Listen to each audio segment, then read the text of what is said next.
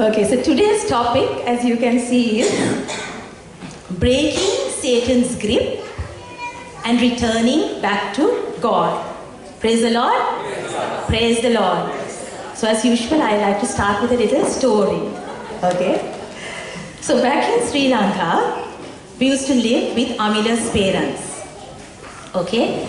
And they had a handyman. His name was Raja. So Raja did everything. The plumbing, the mowing of the lawn, the fixing the roof, okay? And he had this amazing set of tools. And he used to come on a cycle.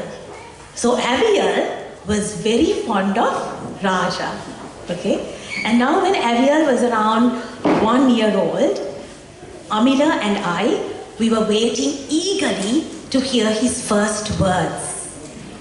You know how it is, right? With your firstborn, you want to capture every moment. So we had the phone ready, we had everything ready, you know, and Amila was like, say Tata, say Tata. Because now he wanted to hear Abiel say Tata first. And I was right there. I was like, say Amma, okay, hoping that he will say my name first. Now, one sunny Saturday afternoon, right, we were all out on the veranda and we were snacking on some slices of mango. And it was like a perfect weather for the roof to get fixed. And there comes Raja, cycling into the garden. And Abiel screams out his first words, Raja, Raja, Raja. And Amila is like, shush, no, say Tata, Tata. And then I was like, no, say Amma.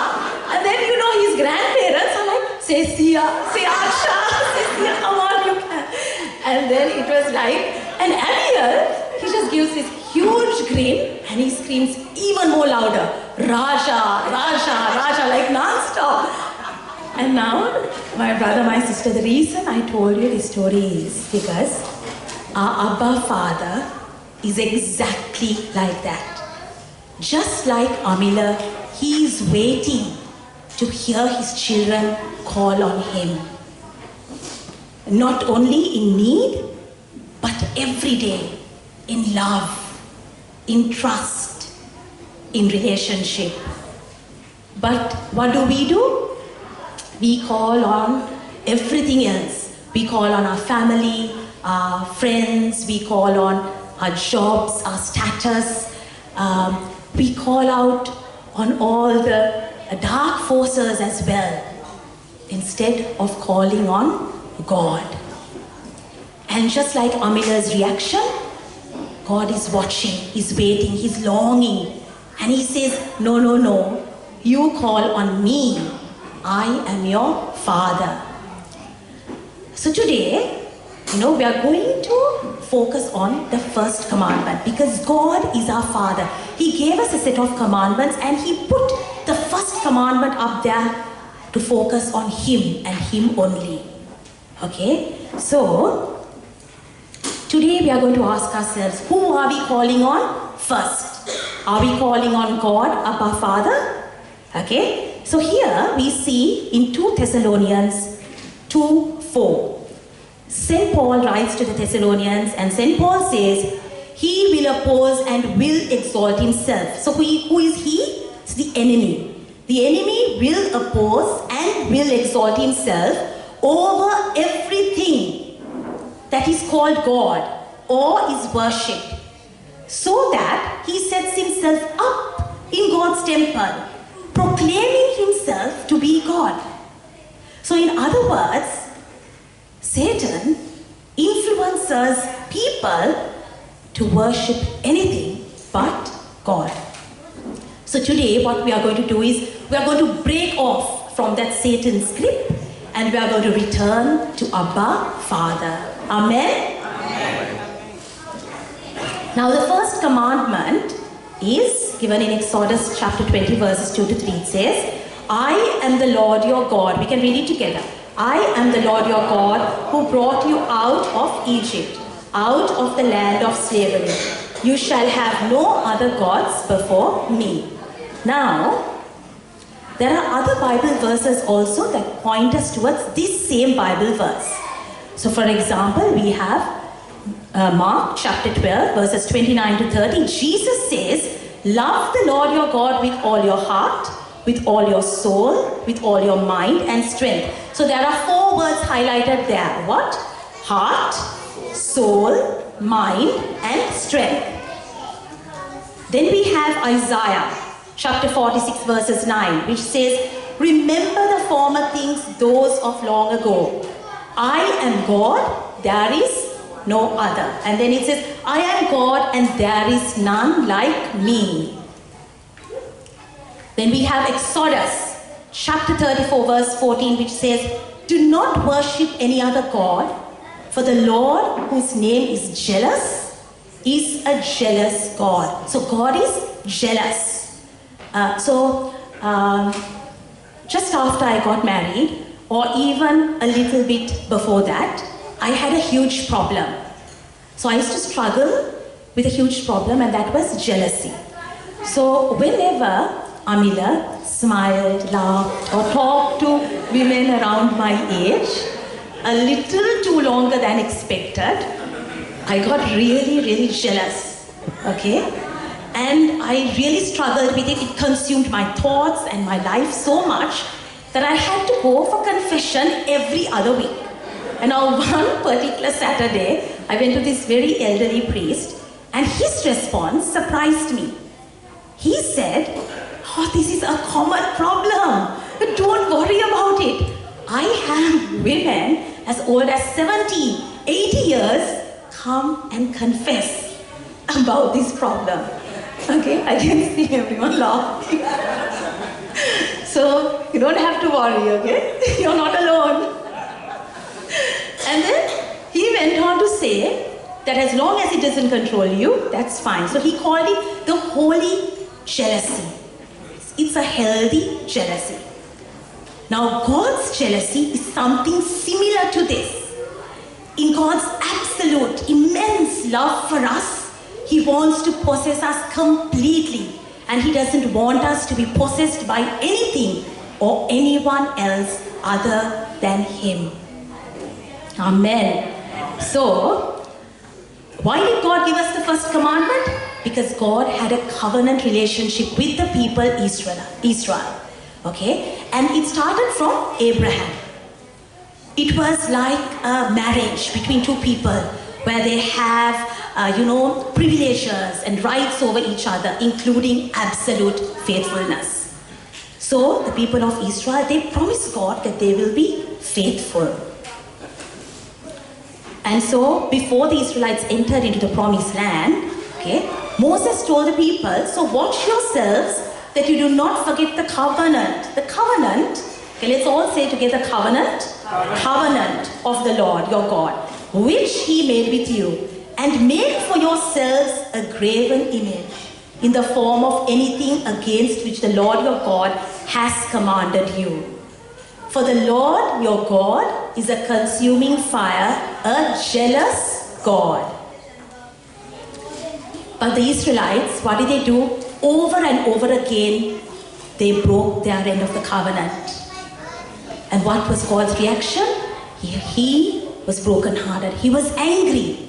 He grieved. But He always found a way back into the heart of the people.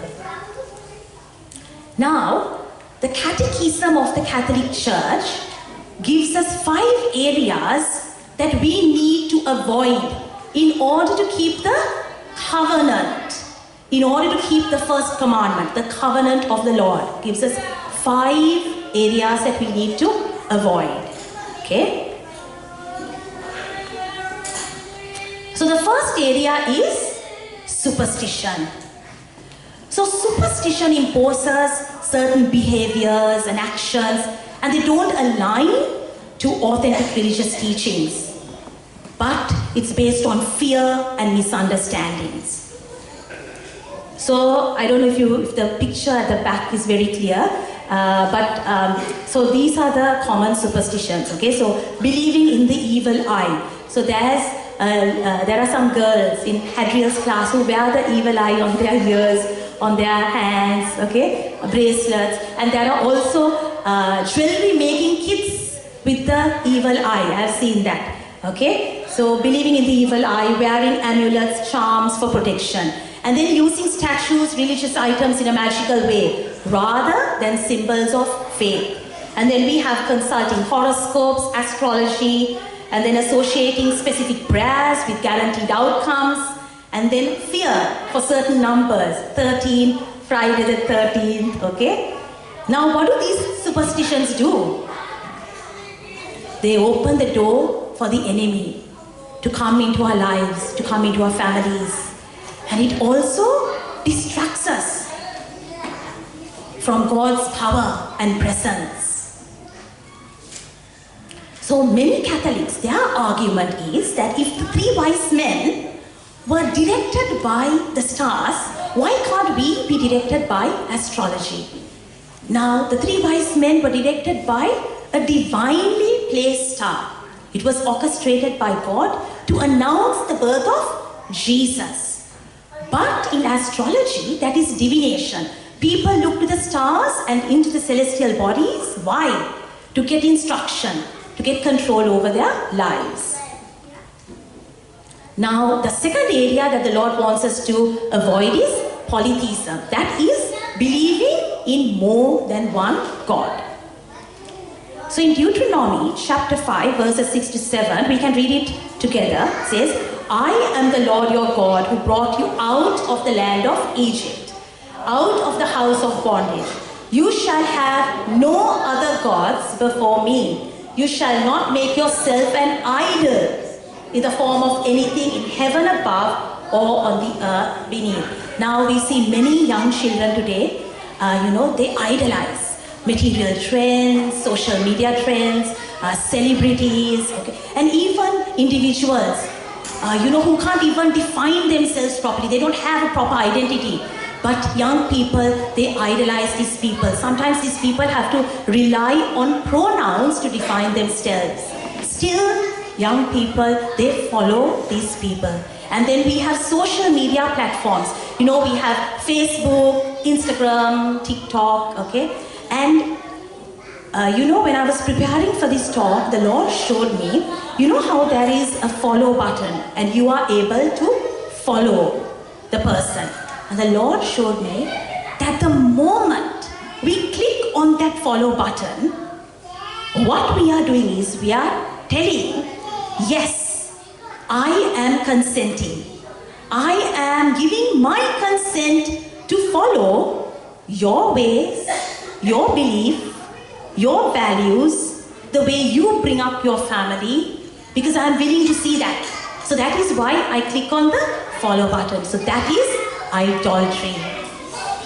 So tonight, I suggest you go through your social media feed and check, take each and every person you are following and question yourself, is this person going to drag me away from God?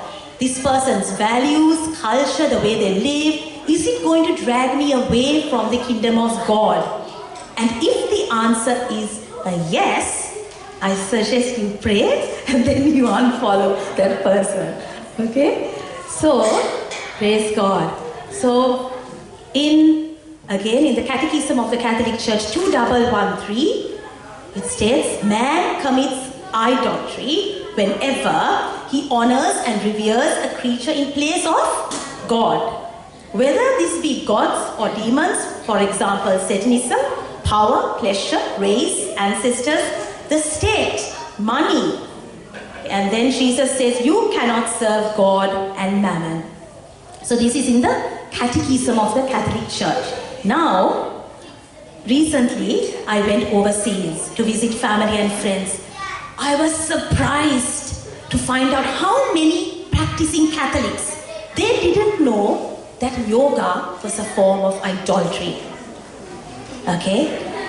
Now, so yoga is a physical exercise and it has different postures. So each posture has a meaning. Each posture invites a spirit into your body. Okay, as very specifically the Kundalini spirit. Now, an ex-psychic who is now Christian, her name is Jen Nizar. She reveals how she constantly uses these yoga practices to connect with evil spirits. Okay, now the meaning of yoga is to yoke with. So you can go and tell your family and friends, who might be practicing these yoga, okay, these yoga exercises. So the meaning of yoga is to yoke with or to unite with. So what are they uniting with? They're uniting with the evil spirits. So by doing each posture, you're inviting a spirit into your body. So it starts with inviting the Kundalini spirit into your spine. And then as you do these postures, you encourage the Kundalini spirit to rise up into the head, where it will meet a spirit called Shiva, which is also called the spirit of destruction. And then there's also another spirit called Shakti, which is called the spirit of strength. And then there's some sort of a marriage that happens there, and this person enters into a state called Samadhi, or enlightenment. Okay?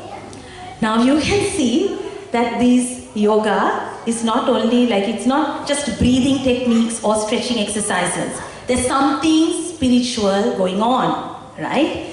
So I can share a little testimony, something that I heard in my encounter program. Okay, so there was a group of people praying together on Zoom. And there was this lady, she was complaining of constant spine aches and headaches. She was suffering for a number of years. And then there was a priest in the group, having sensed something spiritual. He asks this lady, do you practice yoga? And she very reluctantly, she said yes, but it was only for meditational purposes. And then the priest said, well, the reason I'm asking you this question is because when I was praying for you, I saw the shape of a serpent on your spine. And she asked this lady to go for confession and for deliverance. Okay? Now, the other area that the Lord wants us to avoid is divination and magic. Now, all forms of divination are to be rejected, because to Satan, demons, conjuring up the dead, calling on dead spirits, consulting horoscopes, astrology, palm reading, interpretation of omens and lots. Now, you might say, oh, we are a different group. Why are you telling us these things? These don't apply to us. But when I have been speaking to some of the people here, I have overheard some of these things being practiced. So that is why I thought I'll just leave this slide. Okay? So, in Sri Lanka, you have these fortune tellers. They go from house to house, predicting people's futures and their past. They tell something about the past as well. And they're called fortune tellers. They always carry a clay pot with them. Right? So one of my relatives, he was so curious to find out these people's way of living, and especially how they predict people's future. So he did a research together with one of the universities in Sri Lanka. And they found out that the clay pot that they carried with them from house to house contained human ash of their dead family members. So what they do is, when it comes the time to tell something about someone, they invoke that dead spirit. Okay? Now, something similar is done with the Ojuja board. So this is a very common practice among university students, college students and high schoolers. Whenever they get together, at a party, they pull out the Ojuja board and they do this. I don't know if you've been exposed to this or if you've heard about this, okay? So what they do is, these university students, if they want to find out, does this girl like me or should I get married to this boy, okay? They ask the Ojuja board, okay, for help. And if they want to know which career path to take or which subjects to pursue in, they will ask the Ojuja board.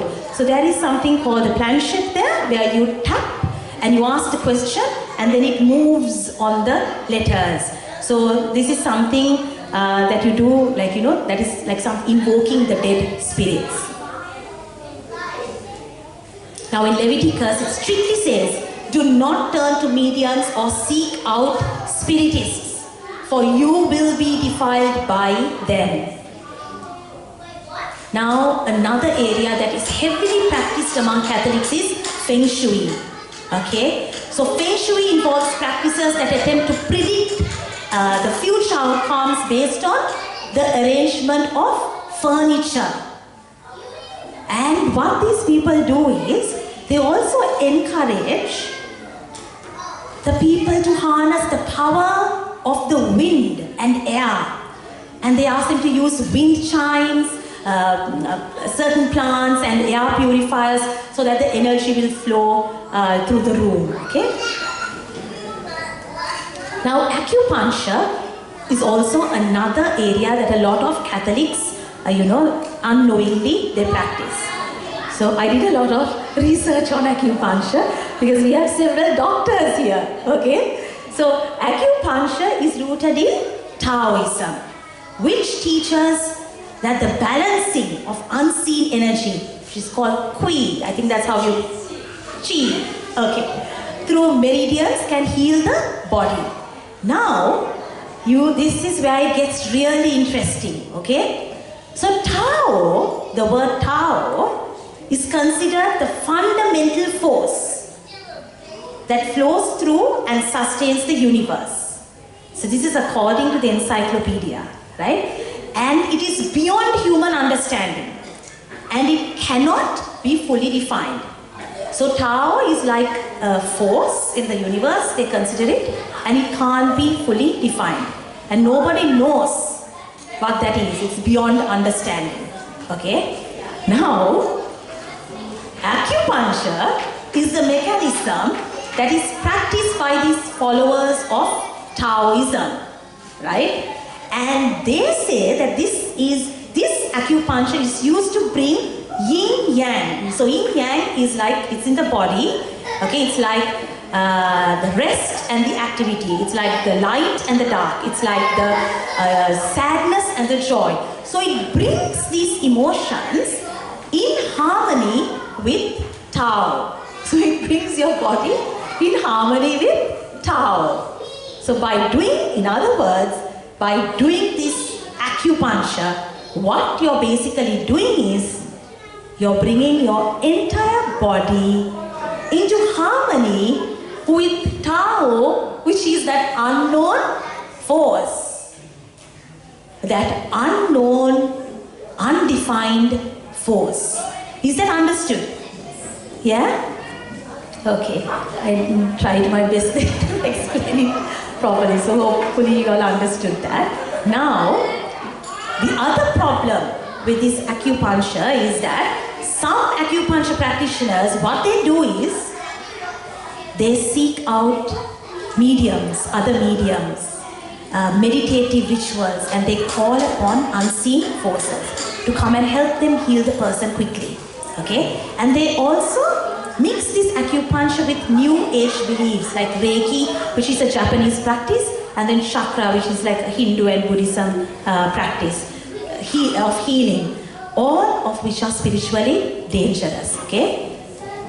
Now in Ephesians, St. Paul warns the Ephesians and says, we can read it together, in which you used to live when you followed the ways of this world and of the prince of air, the spirit who is now at work in those who are disobedient.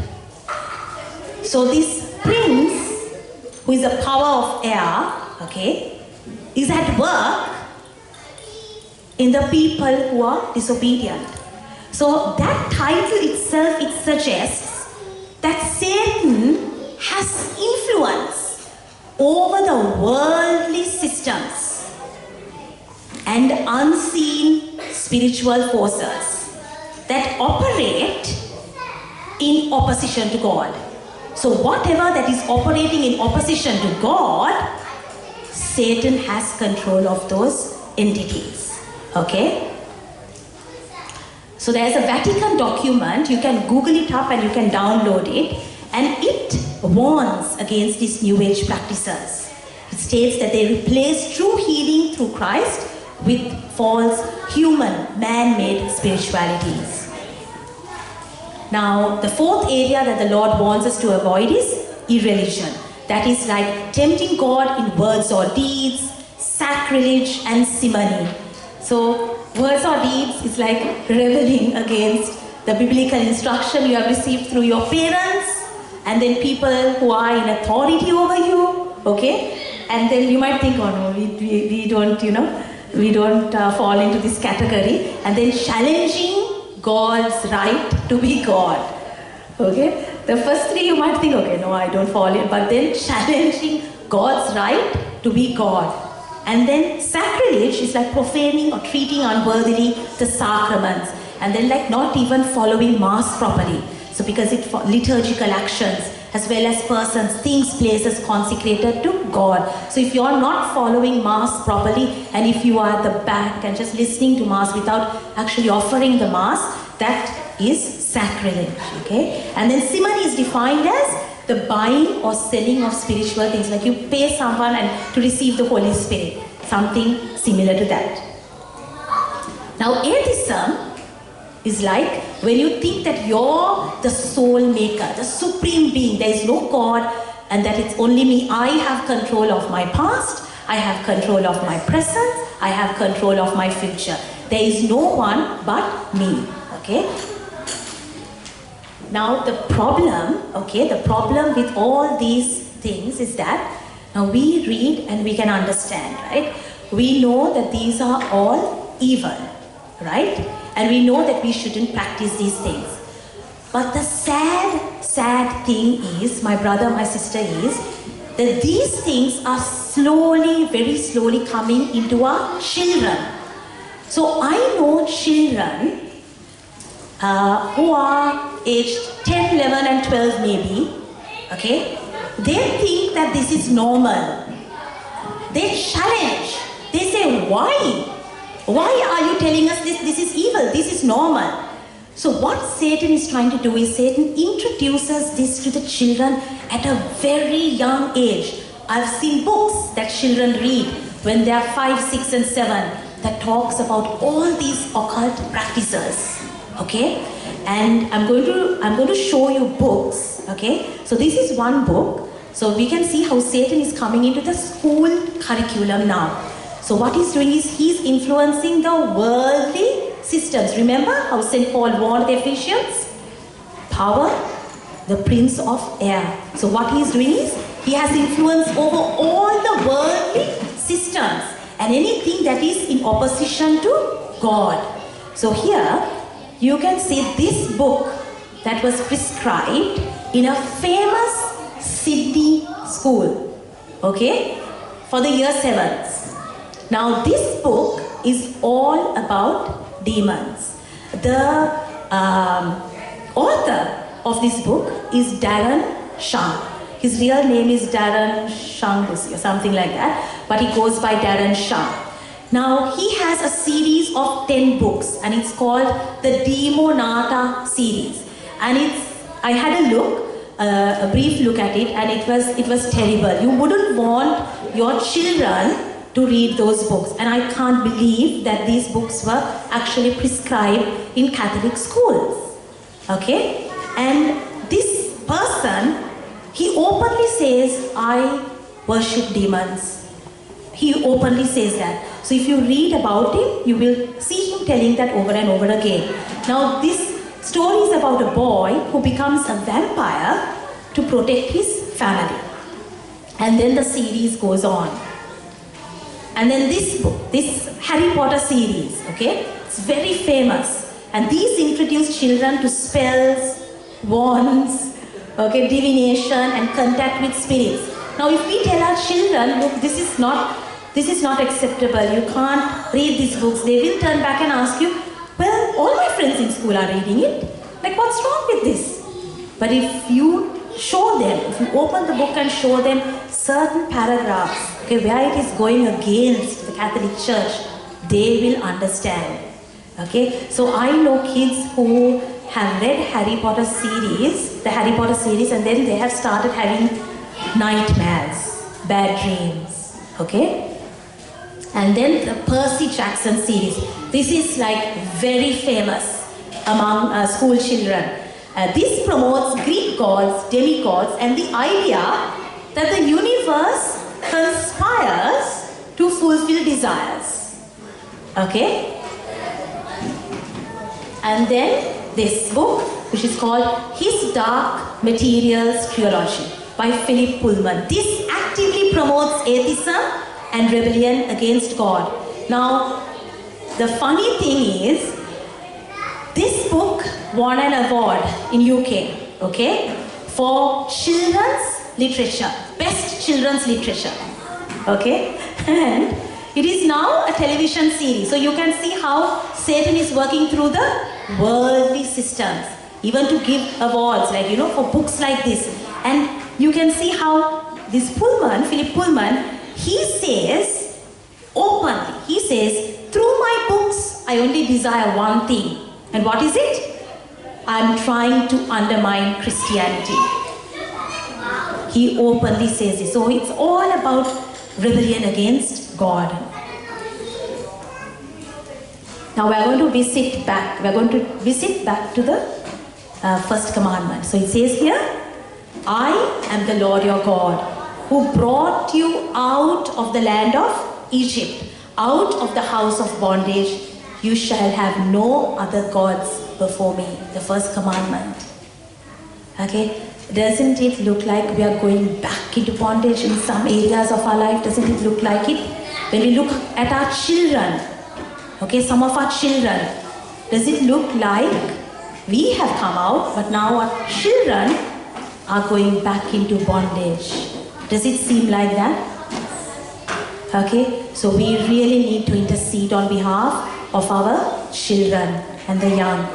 Now, I want to share a little story. I think I've shared this story once before. So, my dad, somewhere in 2001, he owned a building on Gaul Road, Tehiwala. And he used to give these shops on rent.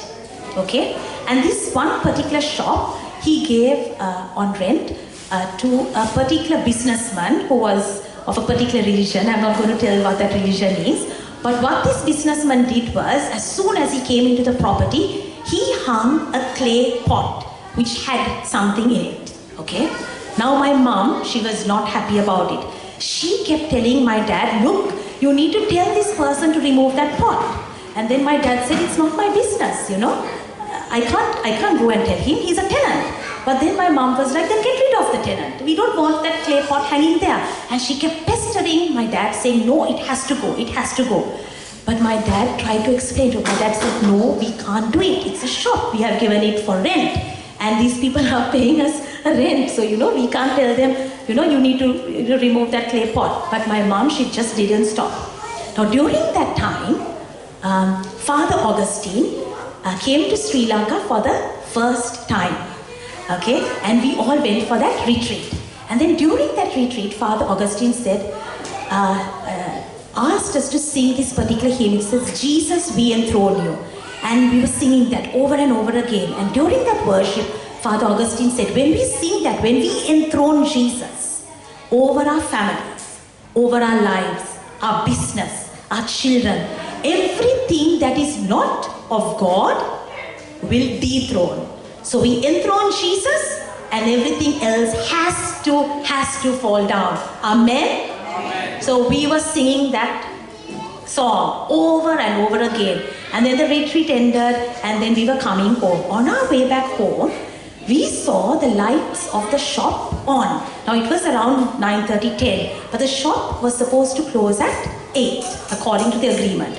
So when we were coming home, we saw the shop open and then my mom said, let's go and check, there must be some sort of emergency or don't know if something happened. Let's go and check what's wrong. So we went out of courtesy, we went and we asked the shopkeeper, is everything okay? Why are you open? And then he looked really upset. He said, no, I was just minding my own business when this clay pot, it just fell all of a sudden. And now all these things inside it, it's just fallen on the ground. So I called my boss and he's not happy. He's like, what did you do to the pot? I didn't do anything, it just fell. And now he wants to come and see what has happened. Now I looked at my mother's face. I could see a slight smile on her face, right? As if like she knew what happened, like I know what happened, but I'm not going to tell you, kind of, right? And this is what happens, my brother, my sister, when we come in worship here and when we enthrone God over our lives, everything else surely has to dethrone, has to come off, it has to go. And we need to believe it. When we come here and when we worship, we need to believe it. Amen? Amen? Amen.